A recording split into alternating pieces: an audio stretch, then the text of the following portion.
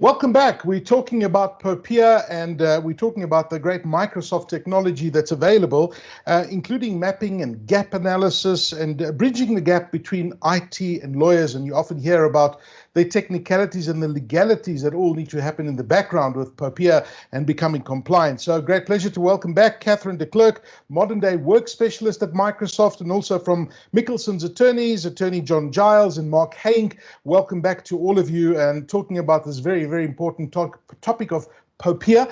I'm certainly learning so much about it and the regulations and the stuff that you have to do around data and how critical it is.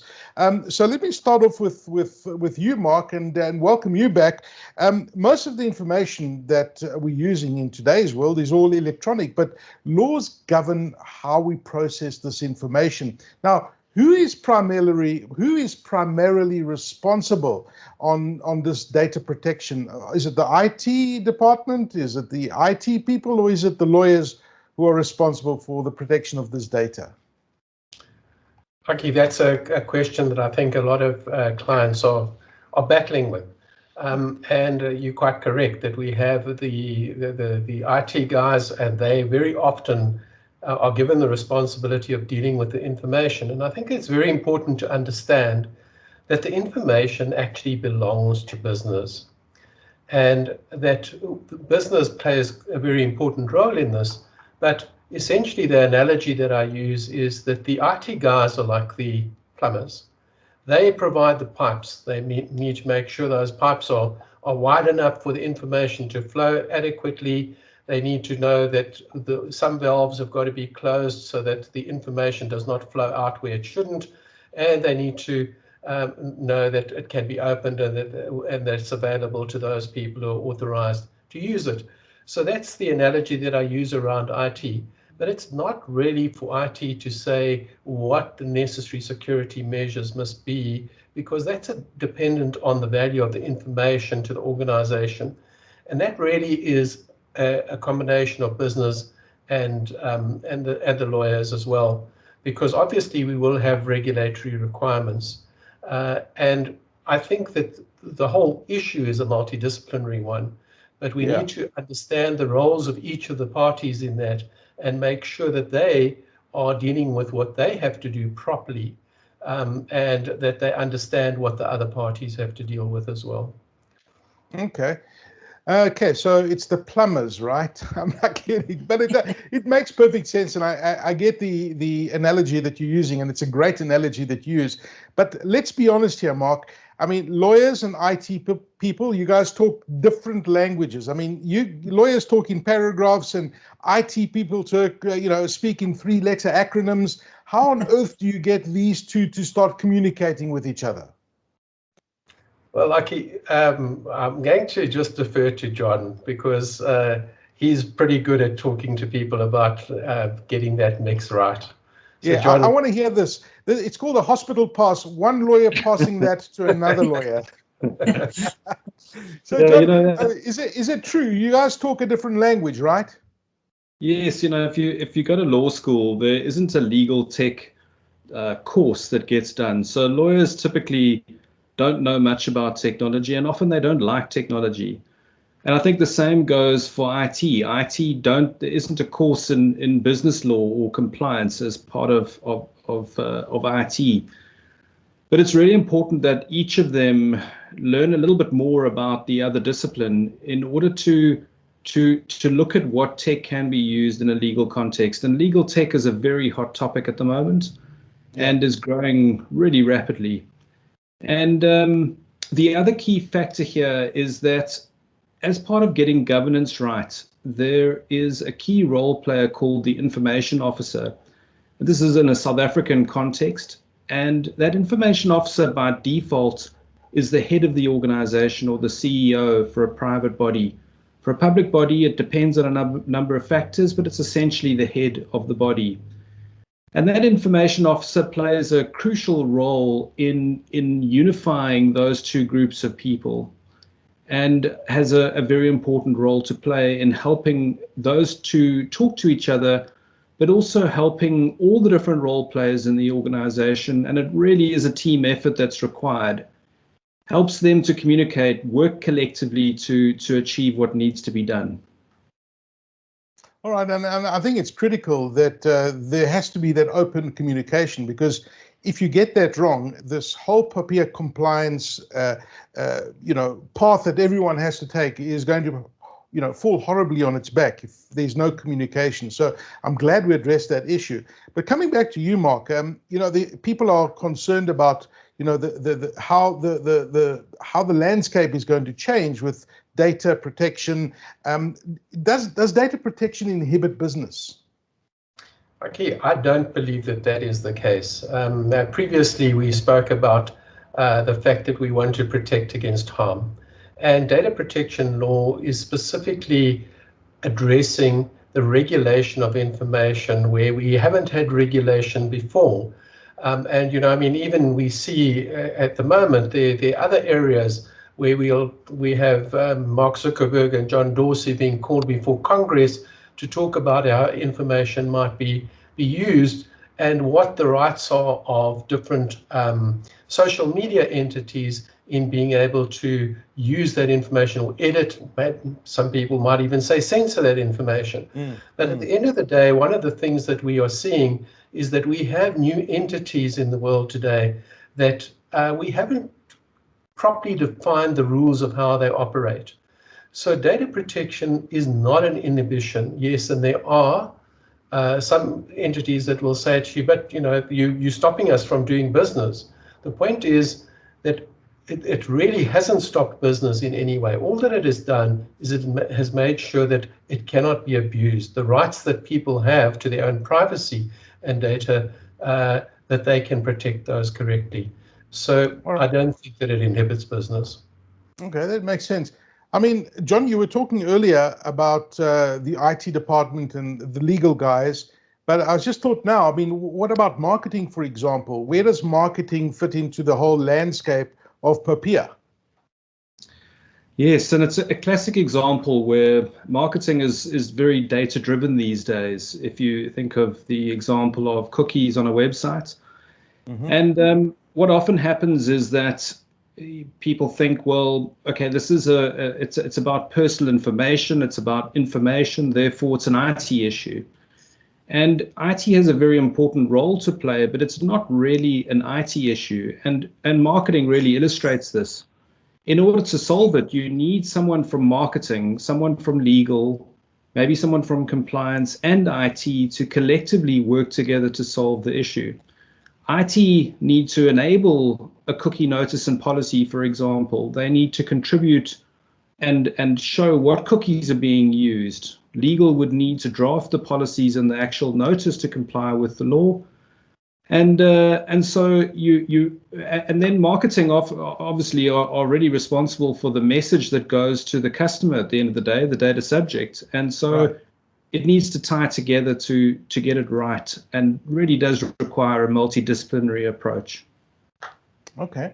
And, I have a question for you, Mark. I mean, you talk about the personal information that needs to be protected, right? Who actually does that?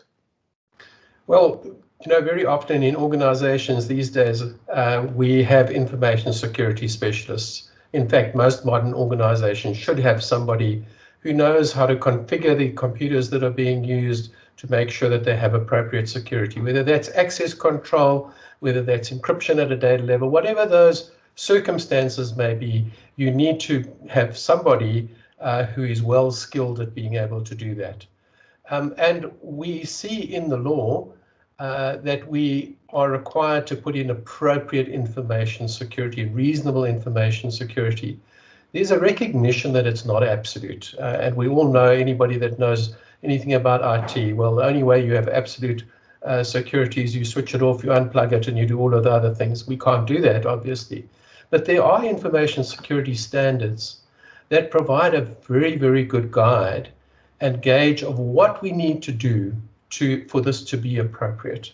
They're the ISO standards, which are probably the best known globally, but there are lots of other standards that have derived from that, relating to specific industries. So for instance, you might have the payment card industry, which has its own set of standards. which are very similar materially to others, but they deal specifically with what is important with cards and how we use cards. So the information security specialists are the people that need to be able to do this. And just by the way, part of what I did in my life was that when I started becoming more and more interested in computers and the law and the gap between them, I went and studied information security, and I wrote something called a Certified Information System Security Professional exam. And much to the amazement of some of my technological mates, I actually got through it. But I believe that it is a very, very important thing in what we do, because it gives us the disciplines that are important in security. Okay. Wow, that's impressive. You did that exam there. I mean, I know that's a pretty tough exam, and well done on completing that exam. But I mean, let me come back to these standards that you were talking about, and I want to bring Catherine and John in here. Where do you find these standards? You want to go first, John? Yeah. Catherine, Okay. you go ahead.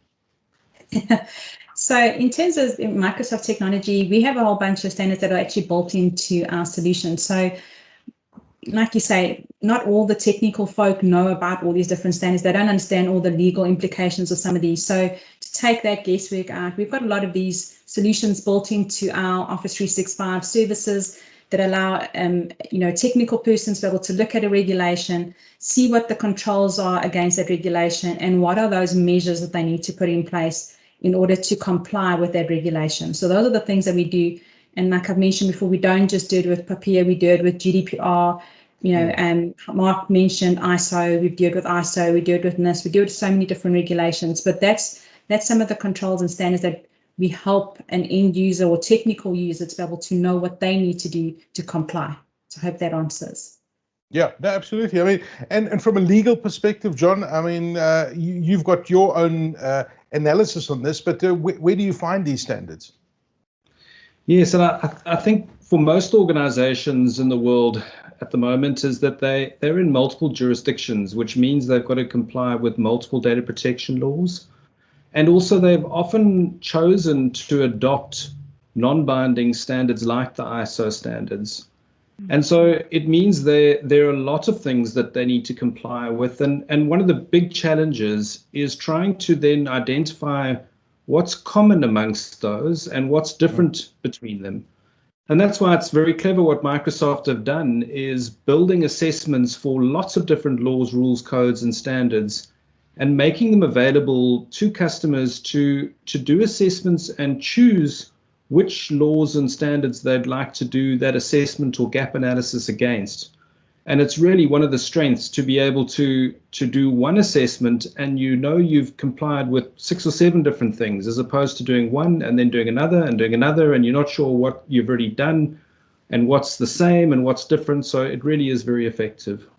If I can just add to John there, yes, I mean, go ahead. the point that he adds is actually really vital, because if I have to comply with GDPR and I have to comply with POPIA, rightly, as John has explained, is that once I've complied with a certain control, that may be a commonality between different regulations. So once I've applied it once, it will then tick that off as compliant against both regulations, rather than me having to do it twice, if that makes any sense. So it looks and says, say, as an example, sensitive data, if that's a commonality across 2 regulations, if I applied once, it automatically then picks it up that I've actually done it against both regulations.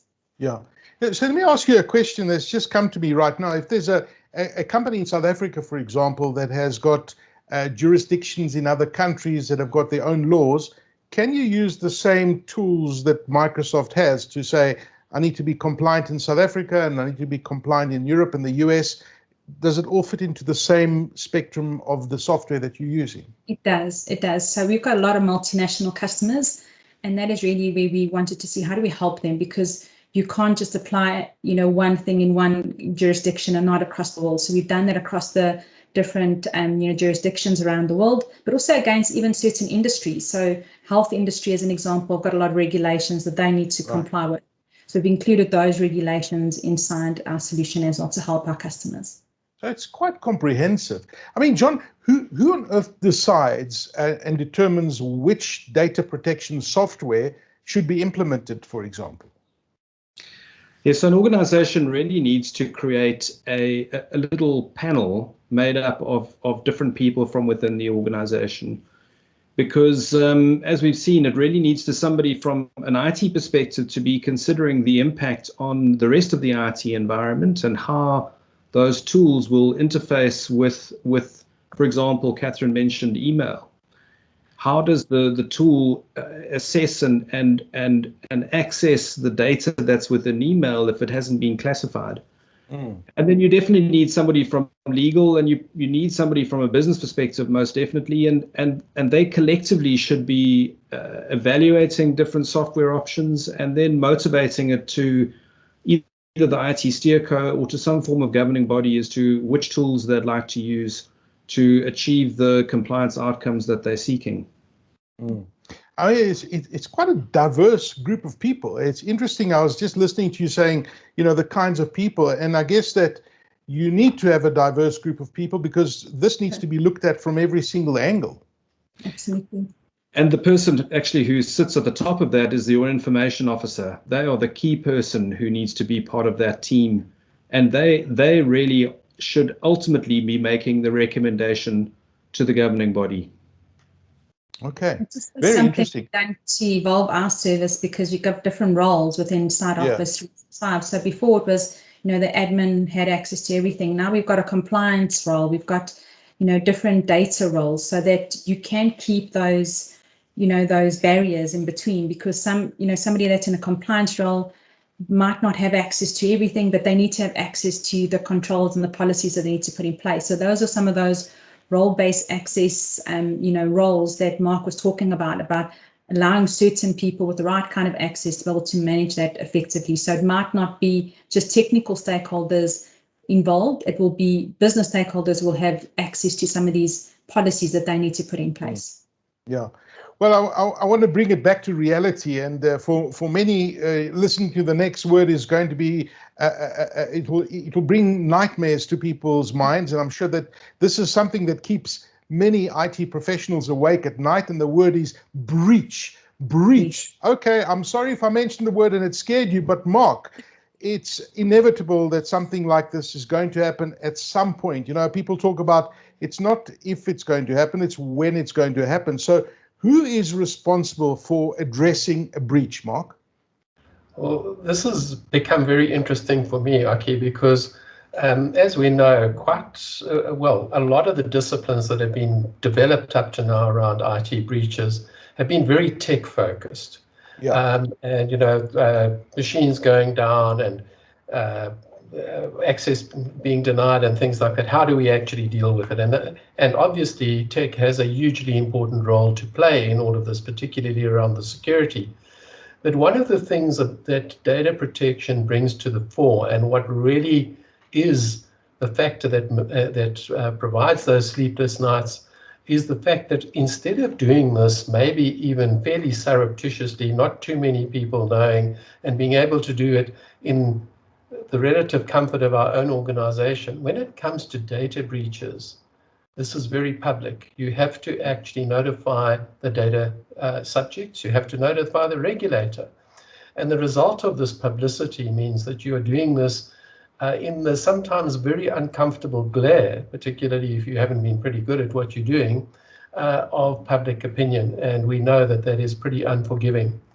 Yes. So when we look at this, one of the things, and I've done this literally within the last few days, I've looked at some incident response management plans and policies, a complete absence of an information officer, a complete absence of business in making some of the risk decisions. And just remember that probably the most critical risk with a breach of this nature is the reputational damage, not necessarily the fines, etc. So lawyers might not be giving you the right answers. The tech guys probably don't want to disclose too much in any event, but business has got to make the decision. What are we going to do about this? How do we deal with our customers? How do we make our customers comfortable with this? How do we look pretty slick at this? So it does mean a new approach to incident response management. And one of the things that I'm suggesting to clients is, just in the same way as our friend Bill Gates told us to practice for pandemics in the future because they can happen, well, breaches, as you said, are quite likely. So practice, understand how you've got to deal with. Don't start trying to draft a media brief. When you have a breach, have it ready that you can tweak it to provide to the media at the time that it happens. That to me is a better way of dealing with it. It is a multidisciplinary approach. This is no longer a tech issue. Okay. Well, but hearing you, it seems to me that the responsibility now spans across many different functions within the organization. Care to comment on that, John and Mark? Because I think that's changed a lot over the years. So there's a lot more people that are implicated. Yes, what we often see is that an organization or somebody in one area or function of an organization has woken up to what an important issue this is and are taking steps. It might be somebody in IT, it might be somebody in marketing, depending on the impact on the organization. And really, it's so important that everybody's talking to each other. And again, that's where the information officer plays that umbrella role that spans across areas and gets different functions talking to each other. It is really so important. Mm-hmm. And Mark, what do you see? Yeah, no, I echo what John is saying. And again, we often get asked the question, where does this fit? Is it in risk? Is it with legal? Is it with IT? And the answer to that is no. Everybody has a responsibility. One of the arts of dealing with data protection properly is being able to distinguish what those roles are and who has the responsibilities, and making sure that those people are properly equipped to fulfill their responsibilities ultimately. Okay, very interesting. Well, let me thank you all and ask you one final question, just to get a comment from you each. You've obviously been on this path of POPIA and the compliance from all sorts of different angles, from a Microsoft point of view, from a legal point of view.